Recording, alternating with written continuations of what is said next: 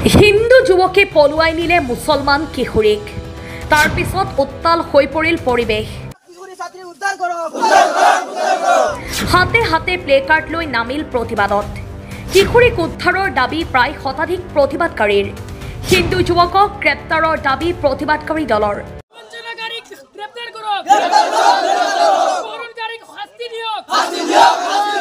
হয় হোজাইত হিন্দু বিহাৰী সম্প্ৰদায়ৰ যুৱকে মুছলমান কিশোৰীক পলুৱাই নিয়াৰ পিছতেই জাঙুৰ খাই উঠিছে মুছলমান সমাজৰ লগতে আমচুৰ নেতাকৰ্মী আজি কিশোৰীগৰাকী উদ্ধাৰৰ বাবে হোজাইৰ যমুনা স্থিতত প্ৰতিবাদ সাব্যস্ত কৰে আমচুৰ শতাধিক কৰ্মীয়ে প্ৰতিবাদৰ জৰিয়তে কিশোৰীগৰাকীক উদ্ধাৰৰ দাবী জনাই আমচুৱে আইন শৃংখলাৰ প্ৰতি লক্ষ্য ৰাখি কিশোৰীগৰাকীক শীঘ্ৰেই উদ্ধাৰ নকৰিলে ভয়াৱহ আন্দোলন কৰাৰ হুংকাৰ আমচুৰ উল্লেখ্য যে মে মাহৰ 17 তাৰিখে হিন্দু বিহাৰী সম্প্ৰদায়ৰ বিকাশ চৌহান নামৰ এজন যুৱকে পলুৱাই নিছিল কিশোৰীগৰাকীক পলুৱাই নিয়াৰ পিছতেই যুৱকজনৰ বিৰুদ্ধে লংকা থানাত এজাহাৰ দাখিল কৰে যদিও আৰক্ষীয়ে কোনো গুৰুত্ব নিদিয়াৰ অভিযোগ উত্থাপন কৰে আমচুৱে যাৰ ফলত হাতে হাতে প্লে কাৰ্ড লৈ প্ৰতিবাদত নামিল আমচু যদি আলী বা আহমেদ হলে হয় কেতিয়া মানুহজন কিশোৰীজনী মানে উদ্ধাৰ হলে হয় কিন্তু আজি আলী আহমেদ নোহোৱাৰ কাৰণে আজি 1 মাহ 10 দিন হৈ গ'ল এতিয়ালৈকে আমাৰ কিশোৰীজনী পোৱা নাই গাৰ্জেন মানে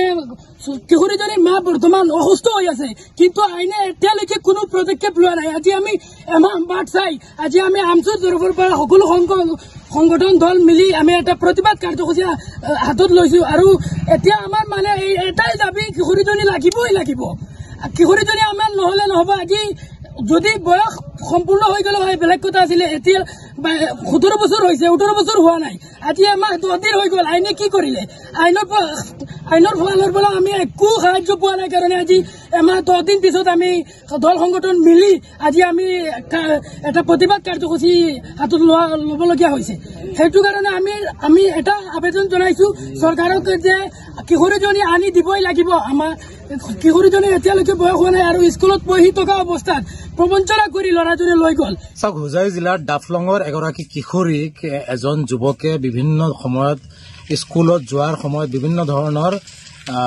অশ্লীল প্ৰস্তাৱ দি থৈছিল পৰৱৰ্তী সময়ত সেই হিন্দু সম্প্ৰদায়ৰ বিহাৰী যুৱকজনে এই কিশোৰীগৰাকী বিভিন্ন ধৰণৰ প্ৰবঞ্চনাৰে মে মাহৰ 17 তাৰিখত এই কিশোৰীজনক জোৰ-জুলুম কৰি লৈ যায় লগে লগে পৰিয়ালৰ লোকে কিশোৰীগৰাকীৰ পিতৃয়ে লংকা থানাত এজাহাৰ দাখিল কৰিছিল কিন্তু 10-15 দিন উকলি যোৱাৰ পিছতো লংকা আৰক্ষী চকীৰ পৰা কোনো ধৰণৰ সঁহাৰি নোপোৱাত উপায়হীন হৈ এই অসহায় ভুক্তভোগী পৰিয়ালটো হোজাই জিলা আৰক্ষী অধীক্ষকৰ কাষ চাপিছিল 28 মেত আৰক্ষী অধীক্ষকৰ কাষ চপাৰ পিছতো আজিৰ দিন পৰ্যন্ত এই অসহায় ভুক্তভোগী পৰিয়ালটোৱে কোনো ধৰণৰ সঁহাৰি নোপোৱাত আমাৰ কাষ চাপিছিল অৰ্থাৎ আমচুৰ কাষ চাপিছিল যাৰ পৰিপ্ৰেক্ষিতত আমি সামগ্ৰিকভাৱে এই বিষয়টো চালিজাৰি চোৱাৰ পিছত দেখা পালো যে এই যিজন বিহাৰী যুৱক এই যুৱকজনে এই কিশোৰীগৰাকীক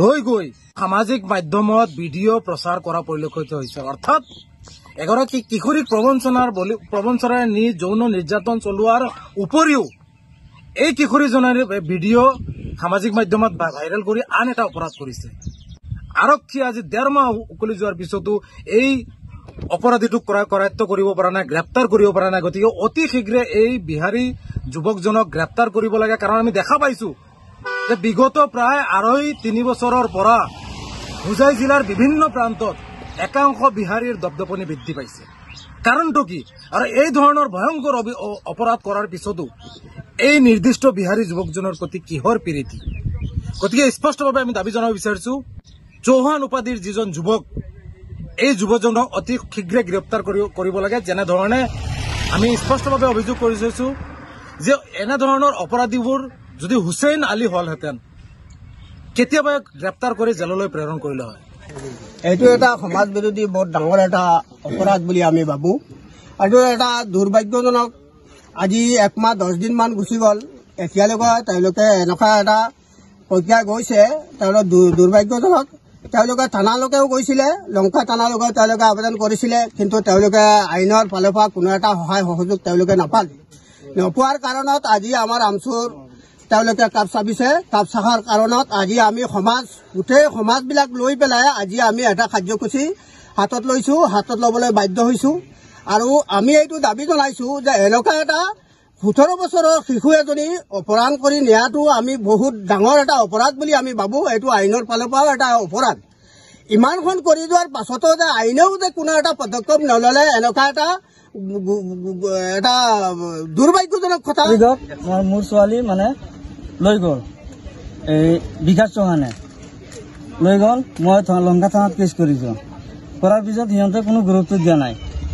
মই 10 দিনমান দৌৰিছোঁ। 10 দিনৰ পিছত সি থানাই কয় তই ইমান উৎপাত কৰিব নালাগে, তই চুপচাপ বহি থাক, তোৰ ছোৱালী এনে 1 বছৰ পিছত ওলাব। তই বেছি উৎপাত কৰিলে তোৰ কিজন মানে ঝামেলা হৈ যাব পাৰে। ছোৱালীৰ বয়স কিমান? ছোৱালীৰ বয়স 17 বছৰ। মই হিমন্ত ছাৰক এইটো মই জনাই আছো, মই দুখীয়া মানুহ কিয় ন্যায় নাপাওঁ। ইমান নাপালে কি ছোৱালী লৈ গ'ল। মই দুখীয়া মানুহ দৌৰি আছো আজি 1 মাহৰ পৰা 1 মাহ 10 দিন হৈ গ'ল। দৌৰি আছো মই কোনো ন্যায় পোৱা নাই। মই SP ছাৰকো জনাইছো, SP ছাৰক কোনো গুৰুত্ব দিয়া নাই মোকে। নিদিয়াৰ পিছত আজি মই সংগঠনৰ ওচৰত আহিছো। সিহঁতৰ সহায় লৈছো। হিন্দু মুছলিম যোনে আছে মোৰ সহায় কৰি পেলাই মোৰ ছোৱালীটো উদ্ধাৰ কৰি দিয়ক। আপোনাৰ ছোৱালীক কোনে লৈ গৈছে? এই বিকাশ চৌহানে লৈ গৈছে। তেওঁৰ ঘৰ ক'ত? এই চিলিপি চেংচিং বিলত। আপুনি আৰক্ষীক এজাহাৰ দিয়াৰ পিছতো কোনো সহায় পোৱা নাই? সহায় পোৱা নাই মই। এতিয়া আপোনাৰ দাবীটো কি হ'ব? দাবীটো মোৰ ছোৱালী লাগে। যেহেতু দেখা পোৱা গৈছে কাৰ্বি আংলঙৰ হয় ল'ৰাটো, কাৰ্বি আংলঙত কেছ কৰিছিল নেকি? মই গৈছিলো মানে ছোৱালীটো গৈছিল ডাবলঙৰ পৰা গৈছিলে। ডাবলঙত মানে 16 তাৰিখত মই মোৰ ল'ৰা দি পঠাই দিছো। মানে অলপ কেছকালটো জানা পাইছো। জানি পেলাই লগে লগে মই তাত লৈ গৈছো। লৈ যোৱাৰ পিছত 16 তাৰিখ দিনটো গ'ল, ৰাতি 17 তাৰিখ ৰাতিপুৱা 4 বজাত লৈ গৈছে। News desk report, Suhana live.